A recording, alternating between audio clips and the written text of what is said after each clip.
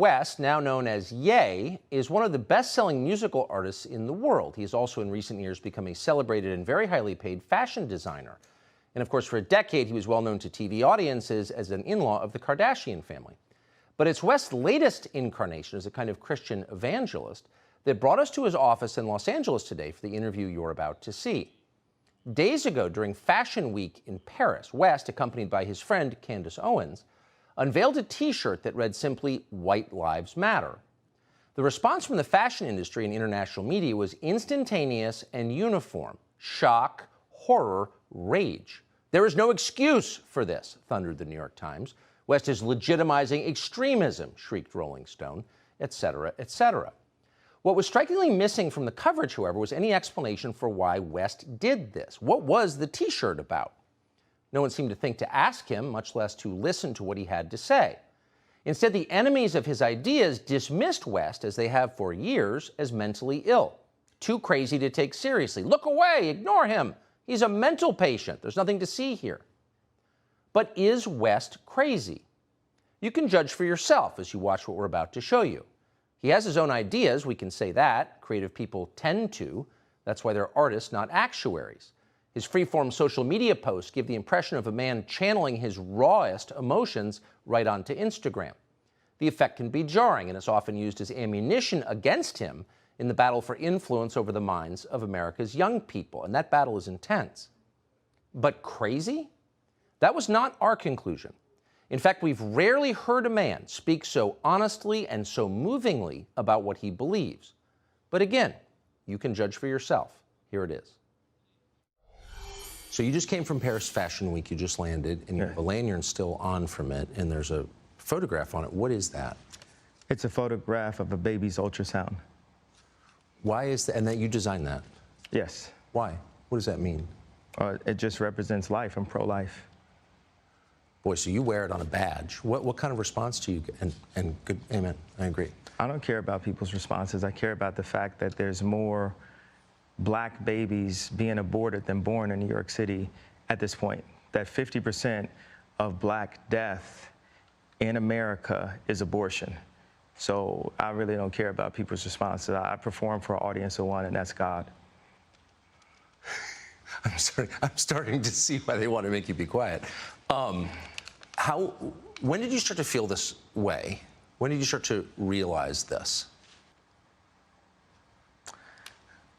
I really felt like, I think I started to really feel this need to express myself on another level when Trump was running for office, and I liked him. Yes. And every single person in Hollywood, from my ex-wife to my mother-in-law to my manager at that time to, you know, my so-called friends / handlers around me, told me, like, if I said that I liked Trump, that my career would be over, that my life would be over.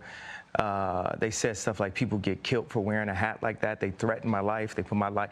They basically said that I would be killed for wearing the hat.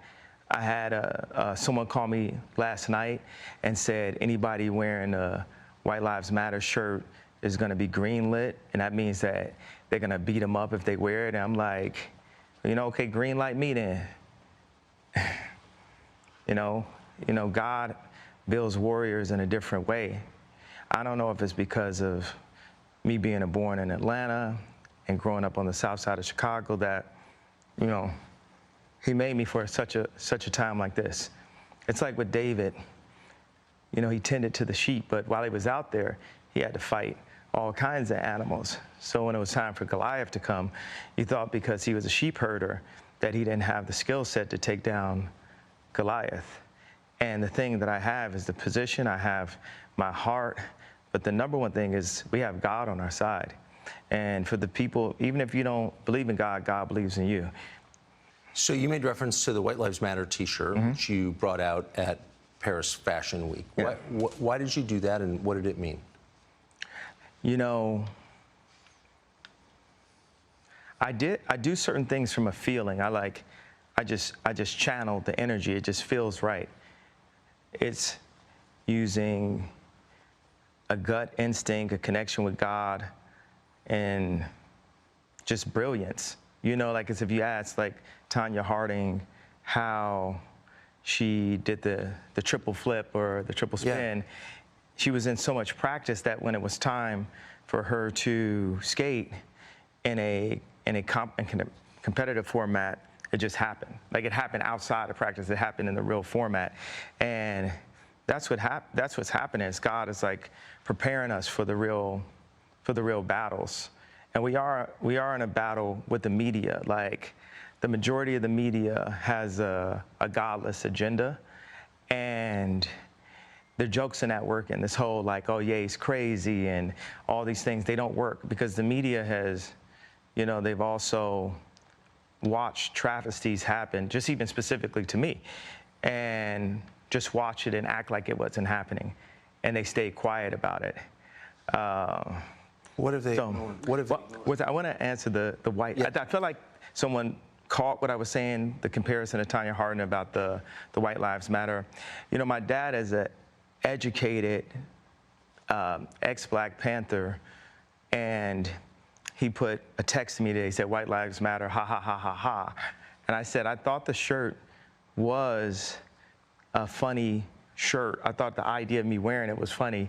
And I said, "Dad, why do you think it was funny?" He said, just a Black man stating the obvious. Yeah. And, you know, my dad doesn't listen to rap music, and he's like super educated. We opened up a water distribution center in the Dominican Republic together. He's like the original Steve Jobs, but he was getting blocked every which way with all of his ideas, and he didn't have an endless bank account, and he didn't have an Instagram. So all these ideas, he had to like take them back and compress them. Like my dad is the most brilliant person that I know, and we actually have a strained relationship because I was taken from him, because my mom was an actress, so she was a liberal, and my dad would see certain things and say, you know, we should do it this way, we should do it that way, and the people got around my mom and pulled her away, much like, you know, Kim is a Christian, but she has people who want her to go to Interview magazine and put her ass out while she's a 40-something-year-old multi-billionaire with 4 Black children. And this is how fashion wants to, how they want to present her. So I know you give these questions, and I give you like these 3-part answers. Is this a cool format for you? Yeah, I love it. Okay, cool. And I am following it. All right. So you said that your father said when he saw the shirt, White Lives Matter, it's great to see a Black man stating the obvious. So by which I think you meant that's obviously true. Yeah, that's my favorite response, because I kept on thinking, like, you know, people, they're looking for an explanation, and people say, well, as an artist, you don't have to give an explanation, but as a leader, you do. Yes, I think that's right. So the answer to why I wrote White Lives Matter on a shirt is because they do. It's the obvious thing. Yeah. Why do you think that's so, and I assume the implication is, of course, all lives matter because they're lives, because God created them. Yeah. Why do you think that that would be considered controversial?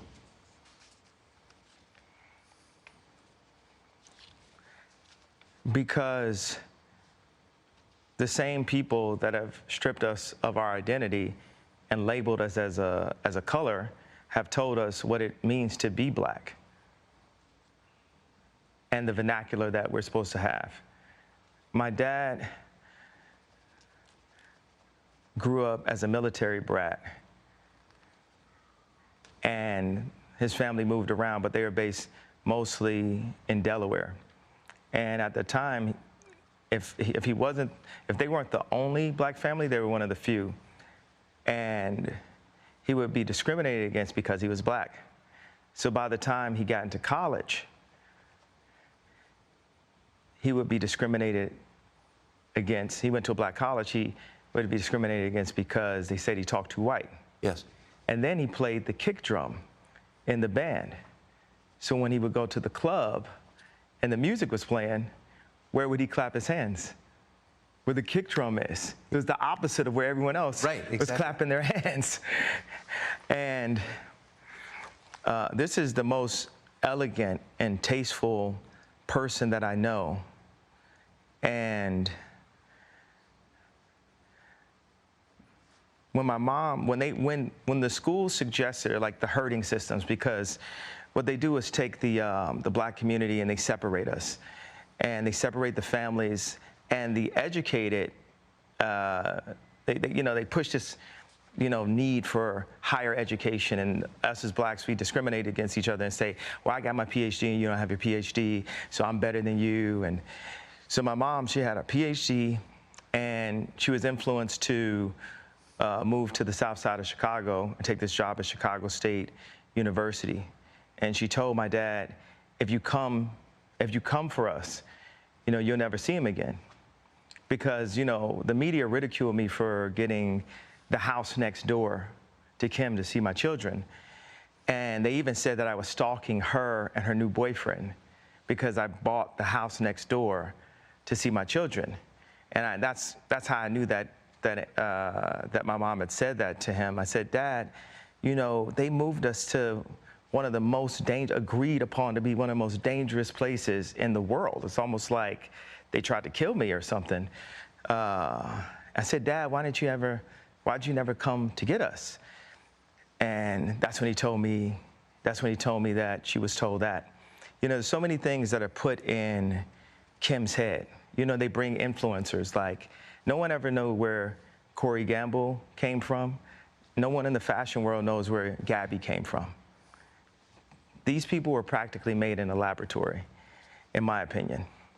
And one of the things that they're really good at doing is being nice and being likable.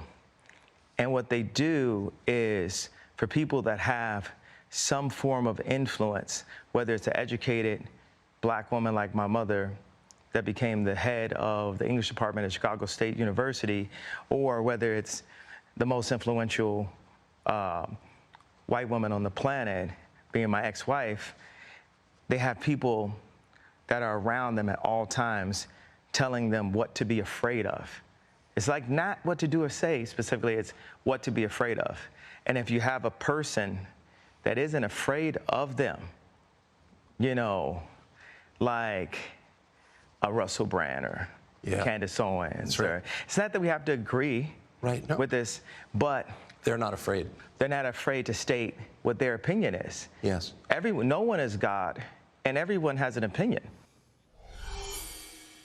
So a conversation like this is a window into a world that you don't see. So if you're familiar with West from the media, you think of him as an individual man. What you don't think about is that he is at the center of a battle, and people like him are at the center of a battle to get a message out, mouthed by the lips of influencers like him and so many others, that extends a storyline on behalf of, well, in this case, the status quo. So there are a lot of people vying to make certain that people like him say the right things, and the consequences for not doing that are very severe. So for him to come out and say all lives matter, obviously, is a huge threat to a lot of people. Who are those people exactly? Well, we asked him, and he told us.